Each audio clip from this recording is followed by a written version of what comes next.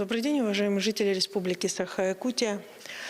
Текущая санитарно-эпидемиологическая ситуация в республике остается напряженным. По данным Управления Роспотребнадзора, зарегистрировано 294 новых случая коронавирусной инфекции. Это высокая цифра достаточно. И в целом для города Якутска характерно наличие 145 случаев. Достаточно высокая цифра новых случаев зарегистрирована в Мирнинском районе, 16 случаев.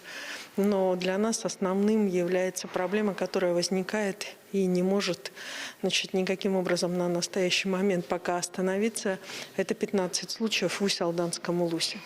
14 случаев в Оленегском улусе. Они не представляют какой-либо такой опасности с точки зрения распространения, потому что все контакты изолированы и контактных лиц было достаточно мало.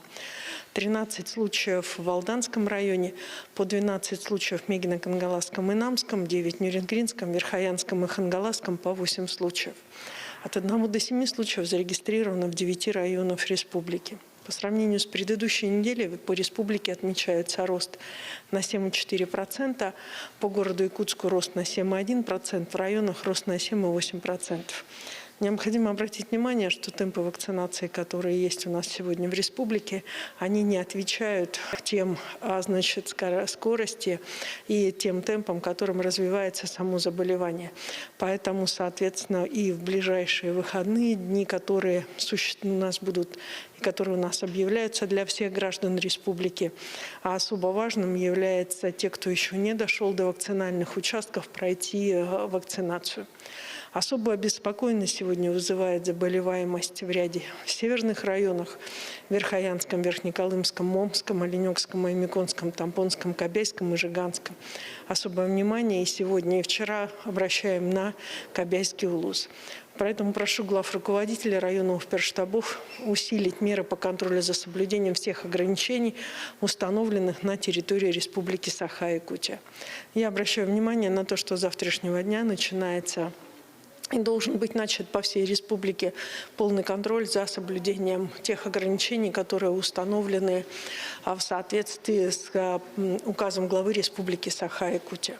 В целом у нас 54% взрослого населения прошли первую вакцину, 389 013 человек. Но одновременно необходимо обратить внимание на усиление вакцинальной кампании против гриппа. Всего привито 183 000 человек, что составляет 19% от населения.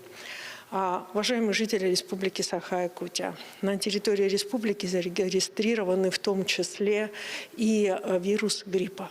Соответствующее соединение гриппа и коронавируса дает достаточно серьезное осложнение, в том числе на здоровье каждого из нас. В связи с чем обращаем ваше внимание на необходимость обязательной вакцинации ребятишек против гриппа и, соответственно, самим также привиться от гриппа для того, чтобы избежать осложнений при возможном заражении.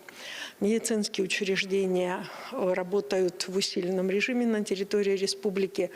Все поликлинические звенья соответствующим и оборудованием, и медицинскими лекарствами обеспечены и, соответственно, готовы работать. Но, тем не менее, необходимо обратить внимание на то, что работают все в режиме повышенной готовности уже 2 года, и достаточно сложный период сегодня медработники переживают.